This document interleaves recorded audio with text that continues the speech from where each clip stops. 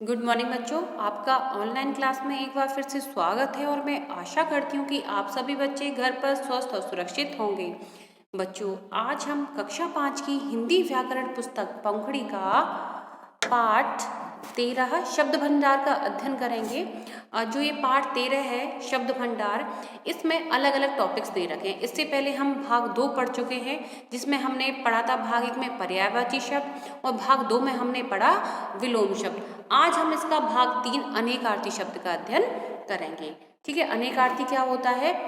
जैसे एक शब्द होता है उसके अनेक अर्थ होते हैं, उसको हम अनेकार्थी कहते हैं। ठीक है, तो अब हम अपना पाठ 13 शब्द भंडार का पाठ जो भाग 3 है अनेकार्थी शब्द का अध्ययन करेंगे। ठीक है, जैसे इंग्लिश में कहते हैं इसको one word with many meaning. ठीक है, एक शब्द के अनेक उत्तर होते हैं। हिंदी भाषा में कुछ ऐसे शब्द हैं जिनका अर्थ अलग अलग स्थानों पर अलग अलग प्रकट होता है। ठीक है, अब जैसे एग्जाम्पल्स दे रखे हैं। हिंदी वर्णमाला में 33 व्यंजन हैं, सभी व्यंजन स्वादिष्ट बने हैं। अब व्यंजन तो हिंदी वर्णमाला में 33 व्यंजन, तो व्यंजन हमारी वर्णमाला में क ख ग घ य व ये क्या है? व्यंजन कहलाते हैं। और सभी व्यंजन स्वादिष्ट बने हैं, तो स्वादिष्ट क्या होगी? जो हम पकवान बनाते हैं जो वो व्यंजन होता है। शब्द तो दोनों एक ही है लेकिन दोनों का अर्थ क्या है? अलग है। खाना खाने से पूर्व अवश्य हाथ अवश्य धोने चाहिए, सूरज पूर्व दिशा से उगता है। अब दोनों में पूर्व शब्द आया है लेकिन दोनों के अर्थ क्या है? अलग है। एक पूर्व जैसे हाथ, ये पूर्व यानी कि पहले, और पूरब एक दिशा, जैसे सूरज पूरब दिशा से उगता है तो पूरब दिशा हो गई। और हाथ कब धोने चाहिए? पूर्व में, यानी कि पहले धोने चाहिए। ऊपर लिखे वाक्यों में व्यंजन और पूर्व शब्दों का दोनों स्थानों में अलग अलग अर्थ प्रकट हो रहा है। इस प्रकार हम कह सकते हैं कि जिन शब्दों के एक से अधिक अर्थ होते हैं वे अनेकार्थी शब्द कहलाते हैं। ये इसकी परिभाषा है बच्चों, इसको आपको याद करना है। अब आपकी पुस्तक में नीचे कुछ अनेकार्थी शब्द दिए गए हैं, इन्हें पढ़िए व याद कीजिए। ठीक है, जैसे एक शब्द दे रखा है लाल। अब लाल क्या होता है? लाल एक रंग भी होता है और एक लाल का मतलब होता है पुत्र। जैसे कहते हैं कि मेरे लाल, ये तो मेरा लाल है, यानी कि ये मेरा पुत्र है, और एक लाल रंग हो गया। दूसरा है कल, तो एक तो होता है आने वाला कल जो बीत गया, एक वो कल होता है, और एक होता है जो मशीन होती है उनको हम कल कहते हैं। फिर है सोना। सोना जैसे हमारे जो गोल्ड पहनते हैं तो वो सोना हो गया।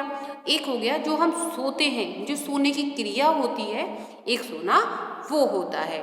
ठीक है, फिर आता है बल, यानी कि बल यानी कि शक्ति यानी कि ताकत। और दूसरा होता है रस्सी में जो ऐंठन लगी रहती है, एक रस्सी की चाप जैसे जो मुड़ी रहती है, कहते हैं ना रस्सी में बल लगे हुए हैं, तो एक बल वो होता है। फिर आता है फल। एक खाने के फल होते हैं। एक जब हम कोई काम करते हैं तो हमें उससे जो मिलता है, कहते हैं ना काम करने का फल मीठा होता है, तो जो हमें काम करने से जो मिलता है एक वो वाला फल होता है। अब आता है वर्ण। वर्ण होता है अक्षर, यानी क ख ग एक अक्षर होगा, और एक वर्ण का मतलब होता है किस रंग का है, किस वर्ण का है, लाल है, नीला है, पीला है, एक वो होता है। फिर है तीर। तीर का मतलब होता है नदी का किनारा, और इसका दूसरा अर्थ है एक वाण, यानी कि किसका, जब तीर कमान होती है ना, एक वो तीर होता है। फिर आता है कुल। कुल का मतलब होता है टोटल, जब कहते हैं ना इसका कुल करना है, हमें इसका योग करना है। योग यानी कि इस चीज को जोड़ना, उसका पूरा जोड़ना उसको। ठीक है, और एक होता है वंश। कहते हैं ना तुम्हारा कुल कौन सा है, तुम्हारी कुल देवी कौन सी है, तो जो कुल होता है यानी कि वंश कौन सा है। उसके बाद है वार। वार यानी कि कौन सा वार, सोमवार मंगलवार जो होते हैं वो वाला दिन। फिर है आक्रमण, यानी किसी पे हमला करना, एक वार वो होता है। उसके बाद है अर्थ। अर्थ का मतलब होता है धन या पैसा, और एक का मतलब होता है मतलब। कहते हैं ना इस चीज का अर्थ क्या है, तो इसका मतलब क्या है, तो एक का होगा धन, एक का होगा मतलब। फिर है पत्र। पत्र का मतलब होता है पत्ता, और एक का मतलब होता है चिट्ठी। एक होता है अंबर। अंबर का मतलब होता है आकाश, एक का होता है जो वस्त्र हम जो पहनते हैं। फिर होता है हार। हार का मतलब है माला, एक हार का मतलब है पराजय, यानी कि हार जाना, जैसे युद्ध में जो हार जाते हैं उसका एक मतलब ये होता है।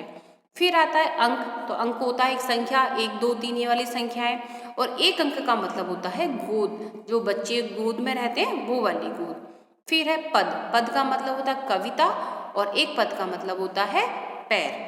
फिर है काल, काल का मतलब होता है समय, और मृत्यु, हम कहते हैं इसका तो काल आ गया, यानी कि इसकी मृत्यु आ गई। ठीक है बच्चों, तो आपका ये पाठ ही समाप्त होता है। अब दोहरा लेते हैं कि इस पाठ में हमने क्या पढ़ा। एक से अधिक अर्थ वाले शब्दों को अनेकार्थी शब्द कहते हैं। ठीक है, इसकी परिभाषा है। आपका जो वर्ग है बच्चों वो पीडीएफ के जरिए आपके व्हाट्सएप ग्रुप में आएगा। ठीक है, हिंदी व्याकरण के अंदर आपको सिर्फ जो क्वेश्चन आंसर हैं वो ही कॉपी में करने हैं। बाकी की जो बैक एक्सरसाइज है वो आपको अपनी बुक में ही फिल करनी है। जो भी कार्य आपको करना है वह स्वच्छ और सुंदर राइटिंग में करना है, साथ के साथ उस वर्ग को आपको याद भी करना है। धन्यवाद।